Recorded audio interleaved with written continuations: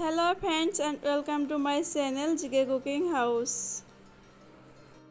আমি আজকে নিয়ে নিয়েছি সুন্দর এক সিম্পল রেসিপি যা ব্রেড দিয়ে তৈরি হবে।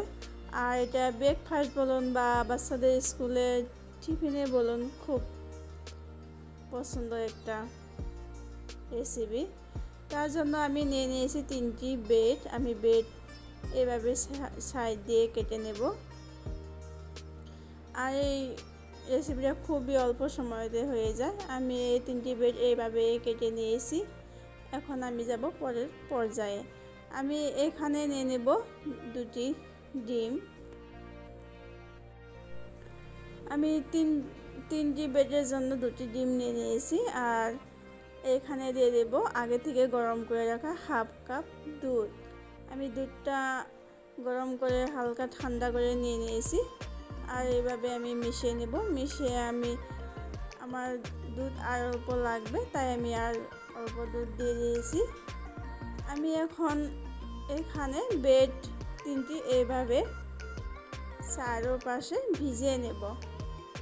আর আমি ব্রেডের উপর দিয়ে দেব চিজ। আপনারা এটা না চাইলে নাও দিতে পারেন, তবে আমার ঘরে ছিল, বাচ্চারাও বলছিল যে চিজ দিতে লাগে বা চিজ দিয়ে খাবে, তাই আমি দিয়ে দিয়েছি চিজ। আপনারা আপনাদের পছন্দ মতন দিতেও পারেন বা নাও দিতে পারেন। আমি 2 পিস চিজ দিয়ে দিয়েছি। আর আমি 3টি ব্রেড এইভাবে একের ওপর এক করে দিয়ে দিয়েছি। আপনারা চাইলে 4টি করেও দিতে পারেন বা 2টি করেও দিতে পারেন। আমি এখন এখানে ফ্রাই প্যান নিয়ে নিয়েছি। আমি প্যানটা গরম হয়ে গিয়েছে। আমি দিয়ে দিয়েছি 1 চামচের মতো বাটার। আর আপনারা অবশ্যই বাটারে এই রেসিপিটা করার চেষ্টা করবেন। সাদা তেলের থেকে বাটারে কিন্তু এই রেসিপিটার স্বাদটা বাড়িয়ে দেবে। আর এইভাবে দেওয়ার পর অবশ্যই ঢেকে দেবেন, না হলে কিন্তু ভিতরে যে ডিমের অংশ গিয়েছে ব্রেডের ভিতরে, সেটা কিন্তু সিদ্ধ হবে না। আর খুব আলতো আছে বা খুব কম আছে এটাকে ভাজবেন।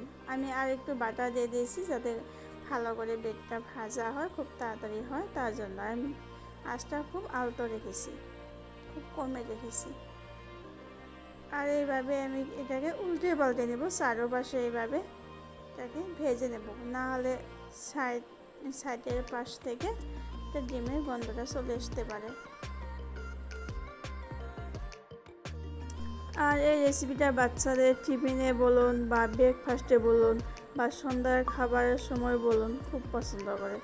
আর বড় সবাই পছন্দ করে, কিন্তু বাচ্চাদের বেশি এই রেসিপিটা প্রিয়।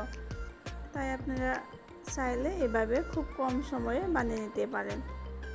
আর আপনারা চিজটা নাও দিতে পারেন, শুধু দুধ আর ডিম ঘরে থাকলে, ব্রেড থাকলে এভাবে খুব তাড়াতাড়ি বানিয়ে নিতে পারেন। আর আমি এভাবে ভেজে নিয়েছি। চারপাশ আমার প্রায় ভাজা হয়ে গিয়েছে। এখন এটাকে আমি আরেকটু উল্টে পাল্টে নেব। তারপর এটা আমি দিয়ে দিব,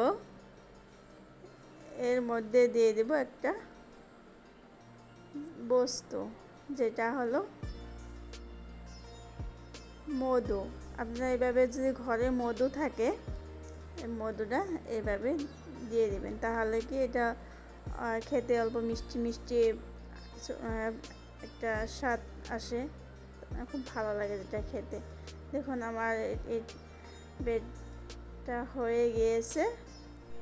আর আমি এখন ব্রেডটা কেটে দেখাবো, ভিতরে কি সুন্দর একটা লেয়ার হয়েছে চিজ আর ব্রেডের। চিজটা খুব সুন্দর গলে গিয়েছে। আর এটা কিন্তু খুব নরম হয়েছে, হাতে নিলে যেন ভেঙে পড়ে যাবে এরকম হয়েছে। আর খুব গরম, আর এটা খেতেও কিন্তু খুব বেশ ভালো।